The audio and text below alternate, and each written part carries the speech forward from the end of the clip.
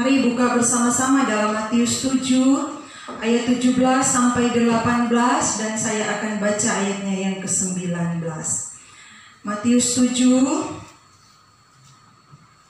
ayat 17 saya akan baca 18 saudara, dan 19 kita akan baca ayat ini bersama-sama di ayat 19. Sudah dapat semua? Amin. Mari dengan sikap berdiri kita membaca kebenaran firman Tuhan di awal pembacaan ini. Haleluya.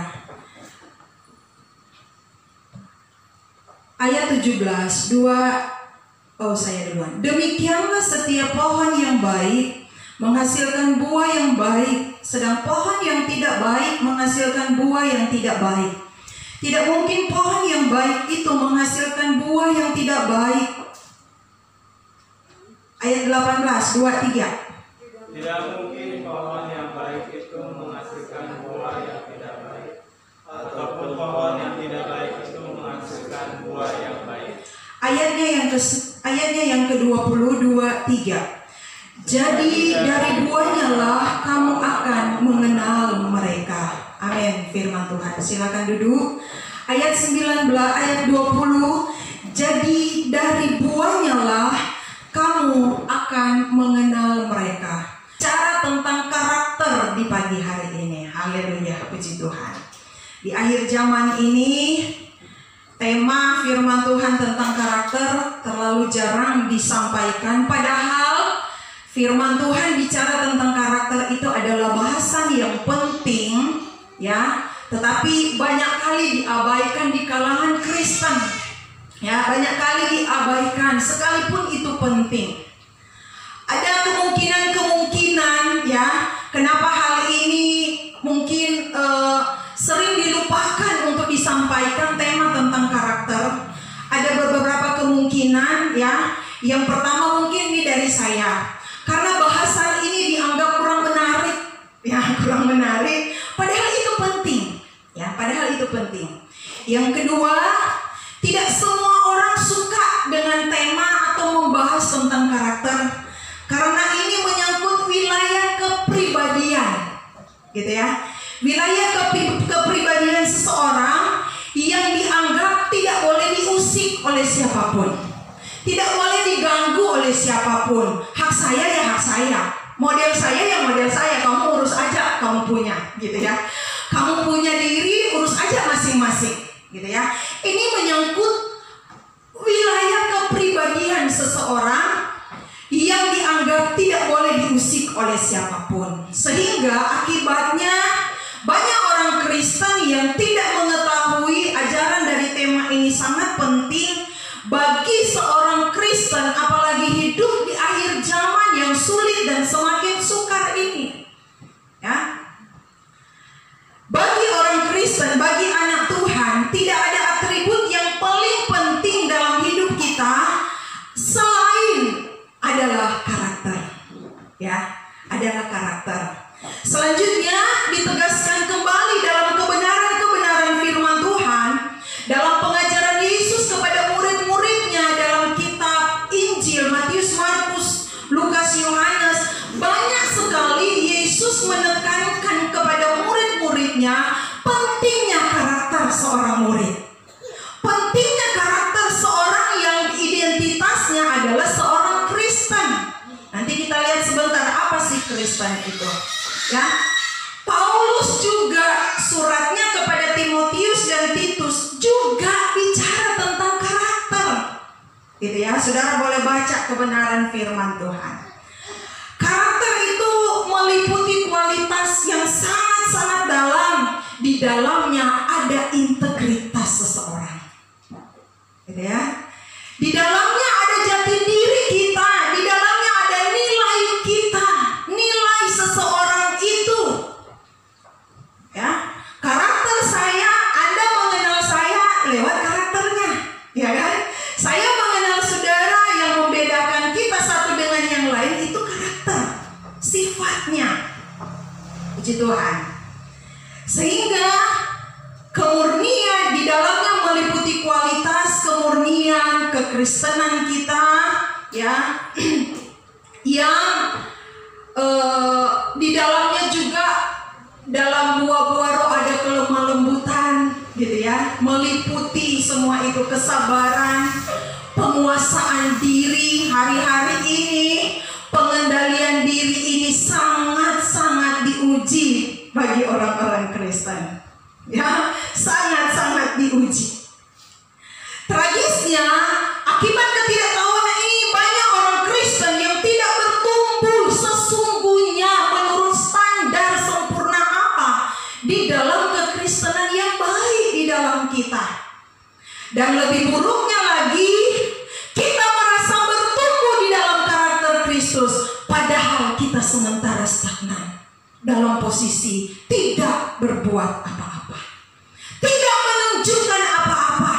Ya, perlu kesadaran akan hal ini. Sehingga Bapak Ibu Saudara, pagi hari ini dalam perenungan diri saya, dalam menikmati Tuhan, belajar firman Tuhan, Tuhan bawa firman Tuhan ini, ya. Saudara, mari kita akan lihat pengertian tentang karakter Kristus. Yang pertama, pengertian tentang karakter.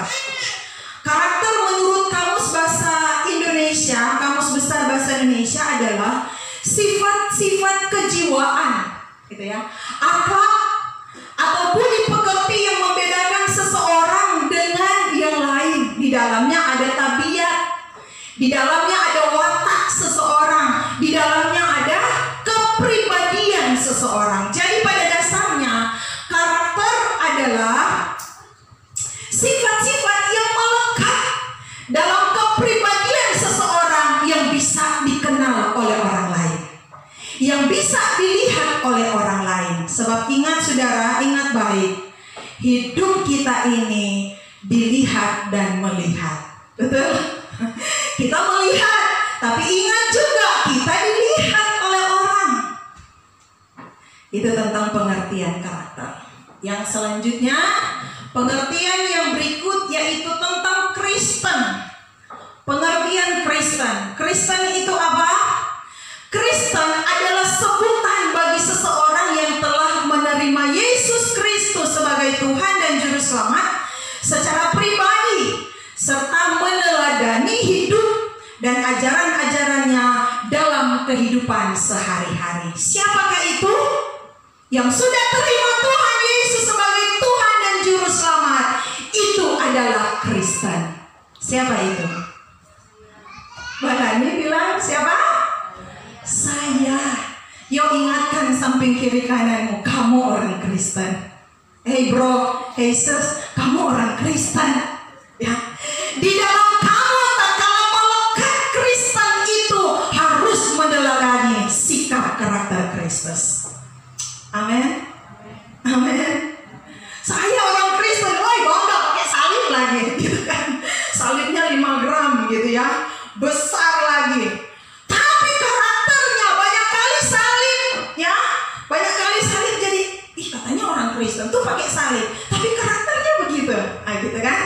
Oleh karena itu pagi hari ini, hai jemaat Tuhan, saya dan saudara, tatkala kita terima Tuhan sebagai Juru Selamat, kita adalah orang Kristen. Tetapi menjadi orang Kristen ada tuntutan karakter Kristus di dalamnya. Haleluya. Ada tuntutan karakter ilahi yang dimiliki oleh Tuhan kita Yesus Kristus. Sehingga mata dunia akan melihat Tuhan lewat siapa? Lewat diri kita. Ya kan? Bukan lewat kamu. Jangan nunjuk cuma lewat kamu, tapi dimulai dari diri saya. Mata dunia akan melihat Tuhan, dan tidak ada yang mustahil. Orang dunia bisa datang menerima Tuhan sebagai Juru Selamat lewat perangai hidup kita. Haleluya. Yang selanjutnya, pengertian, kita sambung 2 kata ini, karakter Kristen. Disebut juga sifat-sifat Kristen, yaitu kualitas rohani yang dimiliki seorang Kristen. Haleluya. Sampai sini saudara bisa tangkap? Karakter Kristen adalah karakter yang menunjukkan Kristus ada di dalamku. Kristus ada di dalam saudara. Amin. Yang setuju mari katakan haleluya 3 kali. Puji Tuhan, sepakat kita pagi hari ini. Mulai dari sekarang, hei, dibangkitkan lagi. Aku ini anak Tuhan loh, aku ini orang Kristen. Harus ada karakter Kristus. Haleluya, puji Tuhan. Kalau begini semua saudara, Tuhan datang sekarang, kita sudah dipulihkan karakternya. Semua yang di dalam gereja masuk surga, saudara. Ya, tapi ingat, karakter kita tidak diuji dalam gereja. Ingat baik, karakter kita paling banyak diuji lewat aktivitas kita di rumah, di pekerjaan, apalagi dalam pergumulan kita. Wah, karakter itu akan dimurnikan lewat ujian api, gitu ya, akan dimurnikan. Pembentukan karakter, ya, harus dibentuk lagi. Ingat, dalam penciptaan Tuhan bilang, mari kita ciptakan manusia menurut gambar dan rupa kita. Kita di sini huruf besar, ya, dalam kitab Kejadian. Berarti manusia itu diciptakan menurut gambar dan rupa Allah Tritunggal. Diciptakan menurut gambar Kristus. Jadi saudara, ada yang bertanya, saya belum pernah lihat Kristus. Bagaimana kita melihat Kristus? Ambil cermin besar, bawa dirimu di depan cermin dan lihat, wih, ada Kristus loh yang aku sedang lihat. Ya, di mana kita bisa lihat Kristus? Dari diri kita, dimulai dari diri kita. Nah, selanjutnya dalam keluarga kecil kita, ada suami yang lihat Kristus lewat wajah istri. Haleluya, gitu ya. Ada istri yang lihat wajah suami. Wow, inilah manusia Allah, gitu ya. Orang tua dan anak, anak dan orang tua. Demikian pun berkembang ketika kita keluar dari lingkungan keluarga kita. Haleluya, puji Tuhan. Pembentukan karakter. Saya mencatat di sini, saudara, ada berapa unsur dari pembentukan karakter. Setiap pribadi dikenal melalui sifatnya, ya kan? Saya sudah awali tadi lewat pengertian. Melalui sifat atau karakter yang khas dari seseorang, ya. Pembentukan pribadi yang mencakup kombinasi, ya, dari beberapa unsur yang tidak dapat dihindari. Yang pertama ini unsur yang diwariskan, ya, yang diwariskan. Apa maksudnya? Unsur yang dibawa dari orang tua melalui proses kelahiran. Seperti keadaan fisik, intelektual, emosional, temperamen, dan spiritual. Saya beri contoh ini, saudara. Dalam satu kesempatan, adakah saudara pernah temukan? Karena saya pernah temukan, sering saya temukan. Ada anak-anak bikin kenakalan. Adalah orang lain yang celetuk. Sama betul, persis bapaknya nih. Gitu kan? Ada nggak? Pernah nggak saudara ketemu begitu? Ya kan? Oh, dia tuh anak cewek ini, wah, sama persis kayak mamanya. Waktu kami masih muda, bayangkan itu, saudara. Hingga ada istilah bilang apa? Buah jatuh tidak jauh dari pohon. Jadi, hei bapak-bapak, ibu-ibu yang sedang merencanakan, yang sedang program untuk melahirkan anak mengandung, dari sekaranglah bentuk karaktermu lebih luar biasa di dalam Tuhan. Sehingga generasi yang lahir dari kandungan kita, para ibu-ibu wanita yang ada, generasi yang menunjukkan karakter Kristus. Yang setuju katakan amin. Penting loh, saudara. Wah, itu bapaknya dulu. Wah, neneknya dulu waktu zaman kami pemuda remaja. Nenek loh, sudah nenek. Zaman pemuda remaja. Memang begitu. Jatuh ke cucu. Saudara, generasi keberapa dia bisa turun menurun. Ternyata pembentukan karakter itu, saudara, ini salah satu unsurnya. Diwariskan dari keluarga. Ya, diwariskan. Yang kedua, saya akan bawa dulu ini. Saya membaca satu buku. Apa saudara bisa baca ini? Kecil ya? Oke. Nanti saya copy sebentar, saya kirim di grup apa catatannya ini. Tapi saya baca untuk saudara. Dr. Lin LaHaye dalam bukunya yang berjudul You and Your Family memberikan diagram silsilah 2 orang yang hidup pada zaman 18. Yang pertama, ingat saudara, yang pertama bernama Mark Jukes, seorang penyelundup alkohol yang tidak bermoral. Yang kedua adalah Dr. Jonathan Edwards, seorang pendeta yang saleh dan pengkhotbah kebangunan rohani. Dokter ini menikah dengan seorang wanita yang mempunyai iman dan filsafat hidup yang sangat baik. 2 tokoh diangkat oleh seorang penulis dalam bukunya. Melalui kedua silsilah ini yang ditemukan bahwa yang pertama Max Jukes terdapat 1026 keturunan.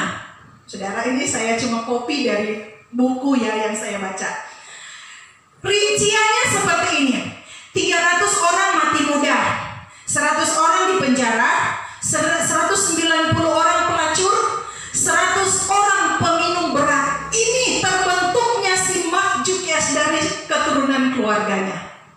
Yang kedua, Dr. Edwards, ternyata terdapat 729 keturunan, 300 orang pengkhotbah dari keturunannya, 65 orang profesor di universitas, 13 orang penulis, 3 orang pejabat pemerintah, dan 1 orang wakil presiden Amerika. Dan kisah ini mengantarkan pemahaman yang sangat penting tentang kita dari 2 pribadi. Pentingnya karakter itu dibentuk. Saudara tangkap ini ya. Haleluya. Puji Tuhan. Saudara, dari 2 pribadi tapi diangkat dalam buku You and Your Family. Engkau dan keluargamu terbentuk dalam kondisi karakter seperti apa, diangkat lewat 2 tokoh ini. Wah, luar biasa. Mana yang kita mau contoh untuk bentuk karakter keluarga kita? Pastinya yang dokter, seorang pengkhotbah. Luar biasa. Dimulai dari keluarganya. Dimulai pembentukan keluarga, karakter keluarga. Yang kedua, wah ini kalau seminar bisa. Pembentukan karakter yang kedua, saya mencatat yaitu unsur lingkungan. Saya pakai bahasa Alkitab, pergaulan. Sama-sama katakan pergaulan. 2, 3, pergaulan. Pergaulan ini saudara sangat besar pengaruh. Sehingga dalam seminar-seminar tentang anak-anak, pertumbuhan anak-anak remaja yang dititipkan kepada orang tua, ingat di dalam keluarga kita sudah bentuk karakter anak kita sangat-sangat baik. Tapi ingat di lingkungan, ketika dia menemukan jati diri di lingkungan yang salah, dia akan jadi salah. Di lingkungan yang benar, dia akan jadi benar. Oleh karena itu saudara, kita yang punya generasi yang sedang dibangun saat ini, ajar mereka untuk cinta akan Tuhan. Ya, saya selalu berdoa untuk anak saya, Tuhan, satu waktu nanti dia berpisah dengan kami orang tua dengan pendidikannya, anak ini tetap takut akan Tuhan. Jadi penting dari keluarga saudara, ya, dari keluarga kecil, tanamkan nilai tentang takut dan hormat akan Tuhan. Puji Tuhan. Kita ambil dalam 1 Korintus 15 ayat 33. Sudah jadi ayat hafalan ini. Janganlah kamu sesat. Boleh? Ada yang hafal nih? Pergaulan yang buruk merusak kelakuan kebiasaan yang baik, merusak karakter yang baik, merusak sifat dan tabiat yang baik yang dibangun dengan baik. Oleh karena itu jemaat Tuhan, bapak-bapak, ibu-ibu yang punya anak-anak, kontrol dengan siapa anak kita bergaul. Kontrol dengan siapa komunitas mereka ketika mereka tidak ada bersama dengan kita.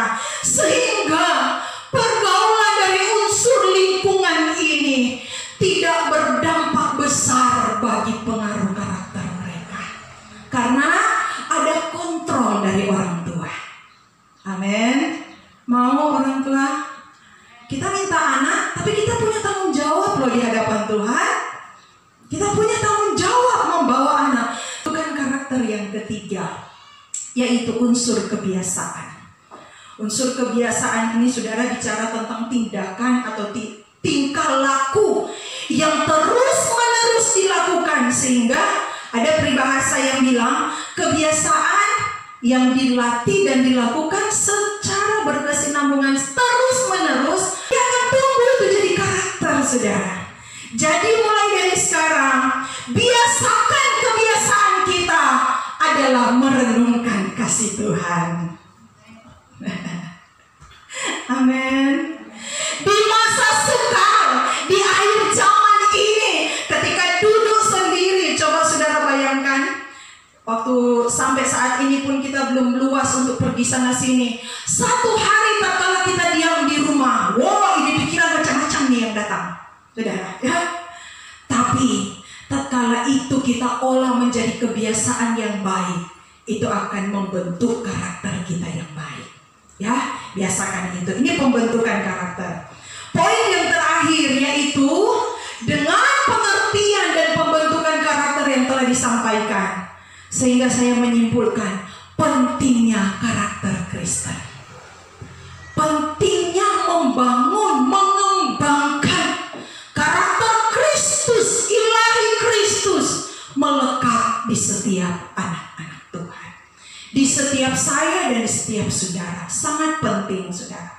Alasan yang penting mengapa ini harus diajarkan, kata firman Tuhan dalam Ulangan, ajar terus menerus kalau engkau duduk makan dengan anak-anakmu. Saudara baca itu dalam kitab Ulangan. Ketika engkau duduk makan dengan anak-anakmu, ketika engkau baring dalam apa saja, ketika ada kesempatan. Yuk, jadi pertanyaan, masih ada enggak orang tua yang ajar anak-anak di rumah tentang firman Tuhan? Masih ada? Haleluya, puji Tuhan. Minimal saudara, di tengah sibuknya kita dalam pekerjaan, waktu kita bekerja pasti capek, betul ya? Minimal baca Alkitab dengan anak. Baca Alkitab dengan anak. Baca Alkitab dengan keluarga. Itu minimal. Sehingga firman Tuhan yang tiap hari dibaca, tiap hari diperkatakan, itu akan menjadi karakter dalam kehidupan anak-anak kita. Amin. Amin. Mau anak-anak kita membahagiakan kita ke depan? Dari sekarang tegas sama anak-anak. Ya. Dari sekarang saudara, kalau engkau tidak akan menangis di masa depan tentang kepribadian anak-anak kita. Dari sekarang. Dan setuju dengan saya, katakan amin. Haleluya. Puji Tuhan saudara. Alasan yang pertama, pentingnya karakter Kristen ini. Yang pertama, karena saudara lihat di akhir zaman ini, kemerosotan moral, kemerosotan akhlak. Mika pasal 7 ayat 1 hingga 6. Oh haleluya. Ini tentang kemerosotan moral yang digambarkan dalam firman. Saya baca dalam Mazmur 12 ayat 2. Tolonglah kiranya Tuhan, sebab orang saleh telah habis. Telah lenyap orang-orang yang setia dari antara anak-anak manusia. Mereka berkata dusta yang seorang kepada yang lain. Mereka berkata dengan bibir yang manis dan hati yang bercabang. Biarlah Tuhan mengerat segala bibir yang manis dan setiap lidah yang bercakap besar. Dari mereka ada yang berkata, dengan lidah kami menang. Biar bibir kami menyokong kami. Siapakah Tuhan atas kami? Saudara bayangkan, lihat ini. Gambaran dari firman Tuhan tentang keadaan manusia. Dan bukankah itu sekarang terjadi di akhir zaman ini? Sulit sekali menemukan orang jujur. Ya kan? Sulit sekali menemukan orang yang menerima kebaikan dan mengembalikannya dengan kebaikan. Sulit sekali mendapatkan orang-orang saleh di akhir zaman ini. Nah, ya, tentang sulitnya mencari seseorang figur, seorang yang benar, yang jujur, yang baik. Sekalipun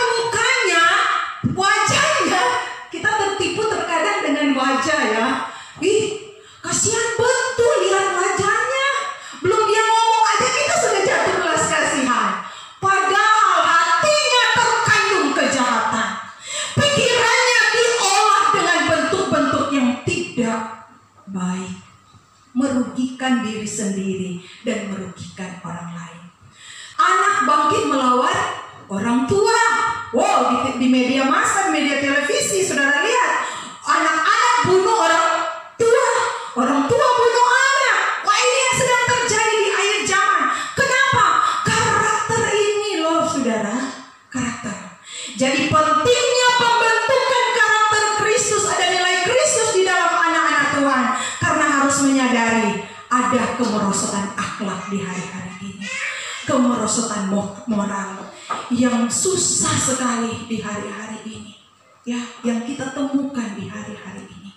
Yang kedua, pentingnya karakter Kristen, karena di hari-hari ini banyak sekali manusia yang kehilangan KASIH. Apa itu? Kasih. Ini bukan hanya terjadi di luar gereja, di dalam gereja banyak sekali yang kehilangan kasih. Ada begitu banyak hamba Tuhan meninggalkan pelayanan karena ini letaknya kehilangan kasih mula-mula dengan Tuhan. Anak-anak Tuhan yang kehilangan kasih di dalamnya melakukan firman Tuhan. Kehilangan kasih. Apa penyebab dari kehilangan kasih? Dalam firman Tuhan, saya tidak ambil yang lain, saudara. Saya ambil dari firman Tuhan. Matius 24 ayat 11. Karena semakin bertambahnya kedurhakaan, kasih manusia itu semakin dingin. Itu kata firman Tuhan, ya. Kata firman Tuhan yang saya catat, saya kutip dalam bahasa Indonesia mudah dimengerti.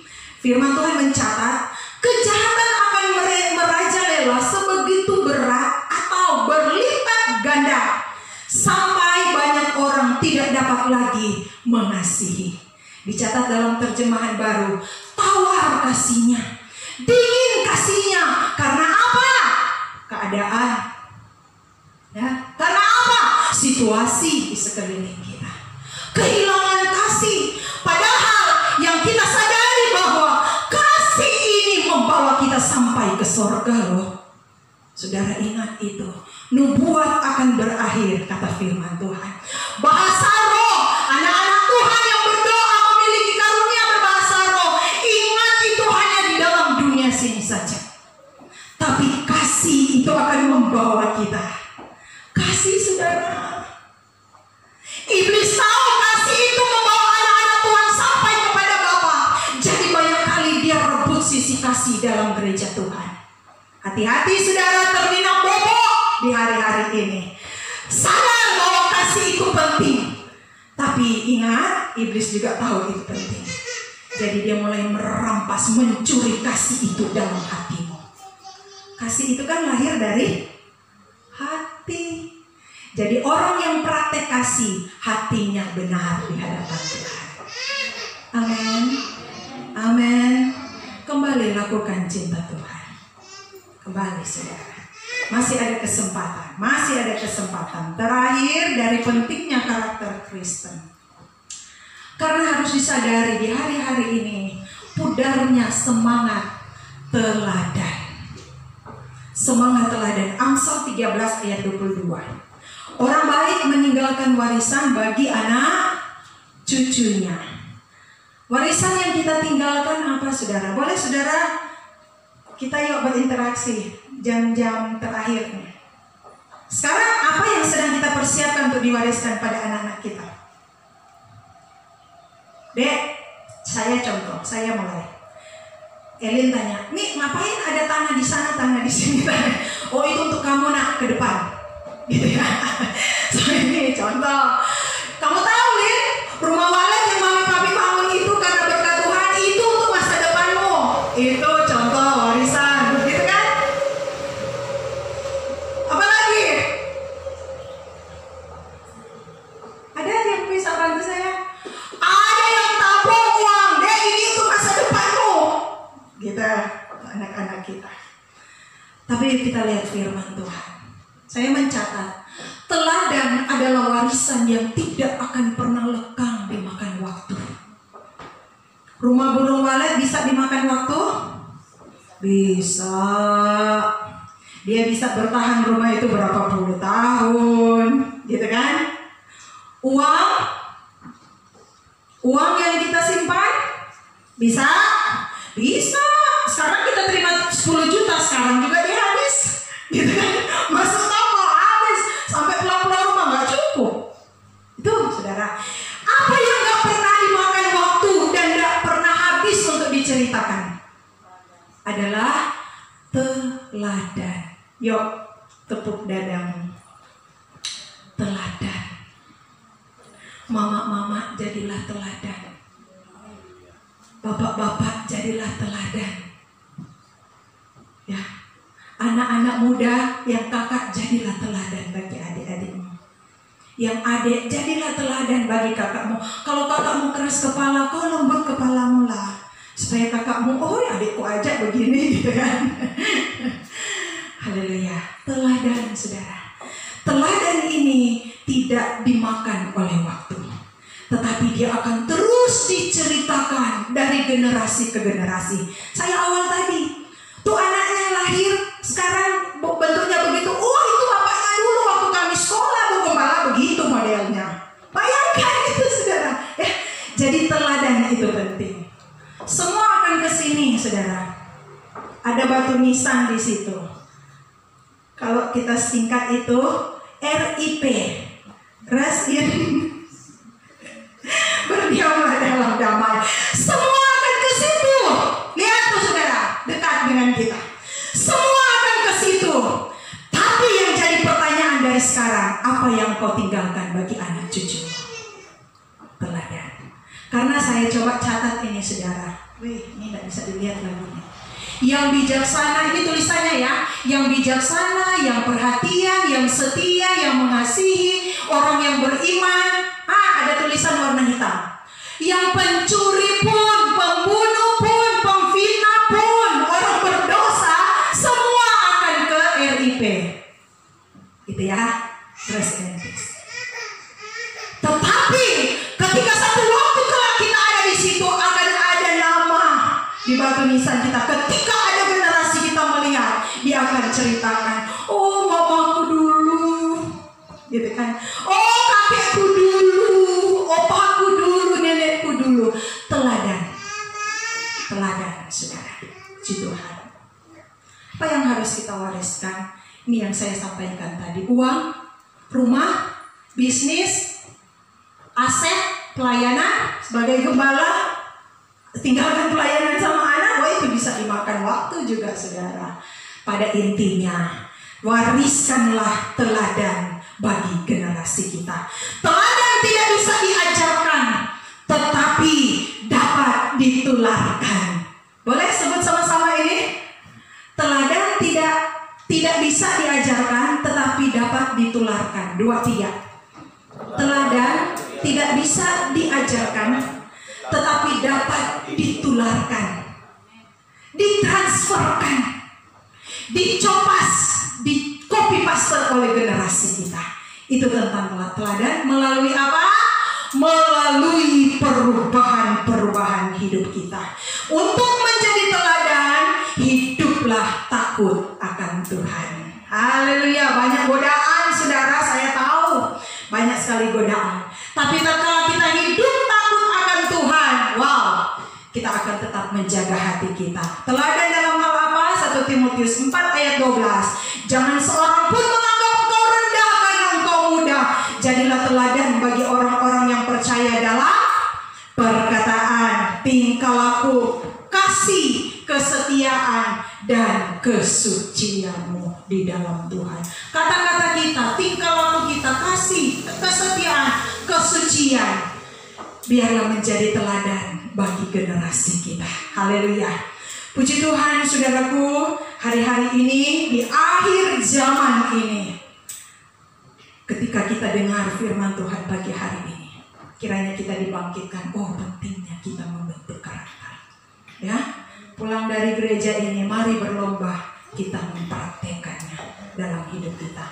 Tuhan, biarlah karakter Kristus terbangun seutuhnya sempurna di akhir zaman ini. Biar Tuhan yang menemukan itu di dalam kita. Kembali nyanyikan pujian tadi.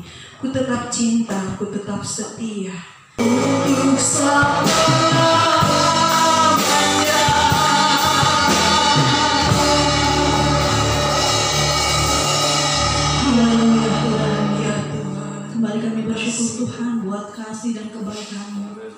sangat diberkati dengan firman dan kebenaran.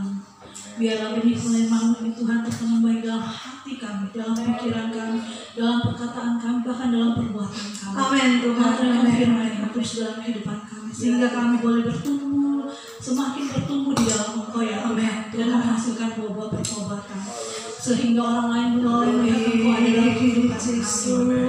Terima kasih Bapa, terima kasih Tuhan Yesus.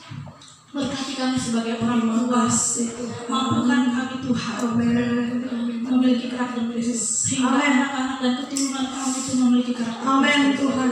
Jadikanlah kami berkat. Ampuni kami Tuhan kalau selama ini Tuhan kami salah membimbing mendidik anak-anak kami. Ampuni kami Tuhan. Kami mohon belas kasihan Tuhan, memaafkan setiap bentuk dosa yang ada dalam hidup kami, pada keturunan kami. Dalam nama Tuhan Yesus, kami percaya Tuhan, anak-anak kami, keturunan kami adalah orang-orang yang berhasil di dalam Tuhan. Keturunan kami adalah orang-orang yang diberkati seperti berkat. Amin. Dalam keturunan kami. Haleluya. Kami percaya mereka akan menjadi calon-calon pemimpin bangsa. Amin Tuhan. Mereka tidak akan mempermalukan nama Tuhan, tetapi menjadi kepujian bagi nama Tuhan. Terima kasih Bapa, terima kasih Tuhan Yesus. Berkati anak-anak muda, anak-anak remaja-Mu Tuhan. Berkati kehidupan mereka, sehingga mereka boleh lebih lagi di dalam Tuhan. Pegang mereka Tuhan dan selamatkan jiwa mereka, sehingga pergaulan yang buruk Tuhan tidak mereka dekati, tapi biarlah mereka membawa hidup mereka dan semakin dekat dengan Tuhan.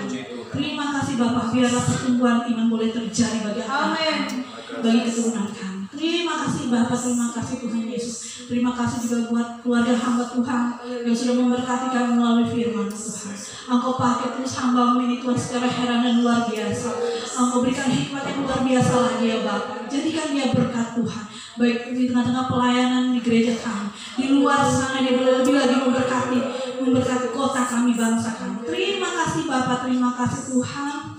Di bawah waktunya kami akan memberikan persembahan. Biarlah kami memberi yang terbaik, sebab Tuhan sudah memberikan yang terbaik buat kami. Bahkan sisa yang ada pada kami Tuhan, beri kami hikmat dan bijaksana dalam mengelolanya. Terima kasih Bapak, terima kasih Tuhan Yesus. Mengucap syukur, haleluya, amin. Amin.